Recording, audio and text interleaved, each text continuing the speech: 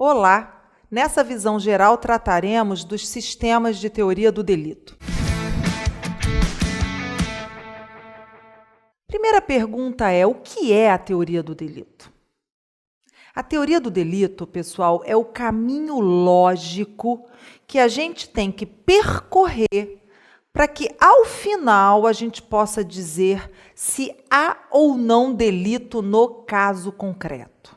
Então, é um caminho de pensamento, um caminho lógico de raciocínio, para que no final desse caminho a gente possa avaliar se naquele caso concreto há ou não um delito, tá? Pois bem, e do que tratam os sistemas de teoria do delito, né? A nossa visão geral é sobre sistemas de teoria do delito. A grande questão é a seguinte: nós vamos estudar a teoria do delito hoje, né? Como concluir se há ou não crime no caso concreto. Quando a gente estuda sistemas de teoria do delito, a gente estuda a evolução dessas ideias. Ou seja, como é que se chegou até aqui hoje? Por que é que hoje o tipo tem esse desenho, a ilicitude tem esse, a culpabilidade? Como foi a evolução dessas ideias? É esse o estudo dos sistemas de teoria do delito. Então, a gente vai estudar vários deles até a gente chegar ao atual.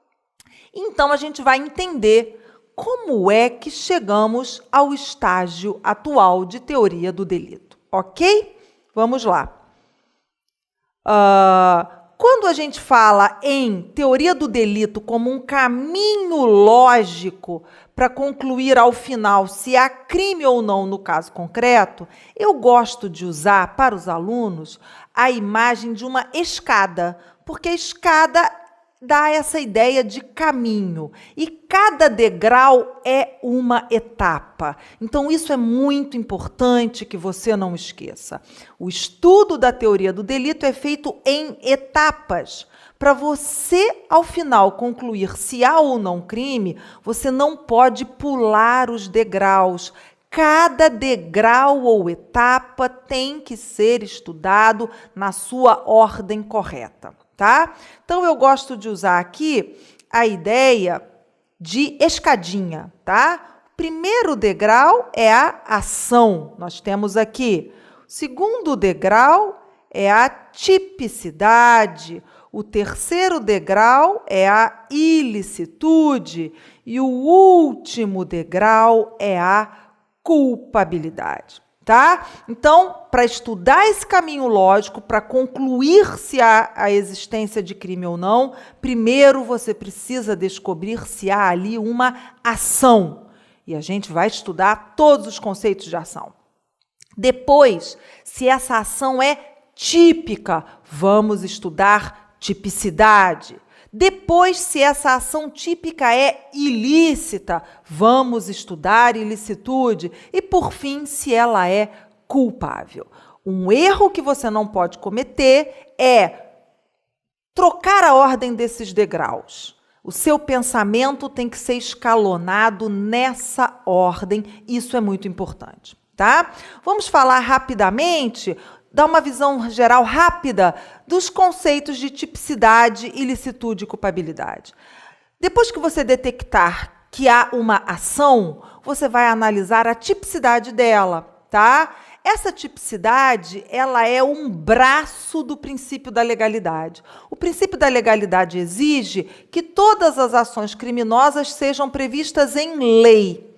O tipo penal materializa isso. Como? Ele é a descrição legal da conduta proibida. Então, nesse degrau, a gente vai analisar essa descrição legal, a tipicidade da conduta, se a conduta se encaixa em um tipo penal.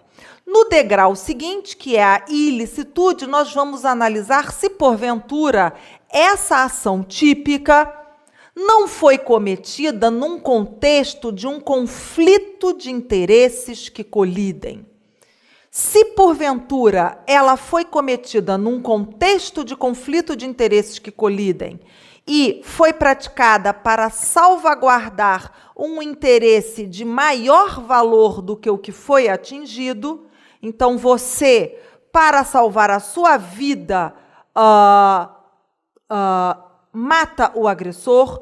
Você, para salvar a sua vida, lesiona alguém para fugir de um fogo no cinema, conflito de interesses que colidem, um mais valioso em relação ao outro, teremos uma situação de excludente de ilicitude. A ação penal vai ser típica, a ação humana será típica, porém não será ilícita.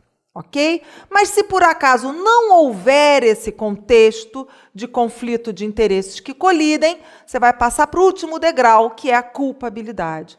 Nesse degrau, nós vamos estudar o agente e as suas características. Vamos estudar se ele tem capacidade de entendimento ou se, porventura, ele é inimputável, se ele tem percepção da proibição do que faz, a reprovabilidade da conduta como um todo.